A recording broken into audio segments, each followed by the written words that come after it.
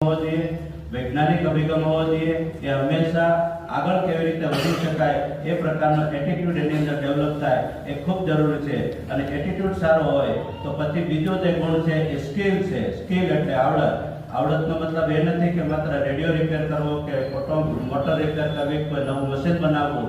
આવડત એટલે માણસની અંદર કુદરતી રીતે પડેલી એક સરસ મજાની રોટલી બનાવવી એ પણ આવડત છે, કોઈને સારી રીતે બોલાવવા એ પણ આવડત છે, લખવા વાંચવાની બોલવાની કળા છે એ પણ આવડત છે.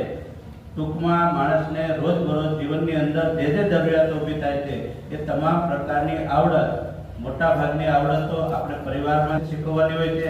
અને જે આવડત ફ્રી ઓફ કોસ્ટ મળે છે એ આવડત આપના તરફથી મળે, અને બાકીની આવડતો છે એ શૈક્ષણિક સંસ્થાઓમાંથી અને પોતાની રીતે શીખે તો એ આવડત એટલે કે સ્કિલ. અને ત્રીજું છે નોલેજ. નોલેજ એની પાસે હશે, એટીટ્યુડ પોઝિટિવ હશે, સ્કિલ હશે, નોલેજ હશે તો એ સફળતાના શિખર સુધી પહોંચી શકશે. અને એક વખત એ સફળતાના શિખર સુધી પહોંચી શકશે પછી જો એ સફળતા એને જાળી રાખવી હશે તો એની અંદર ઇમોશન એટલે કે સંવેદના હોવી જોઈએ.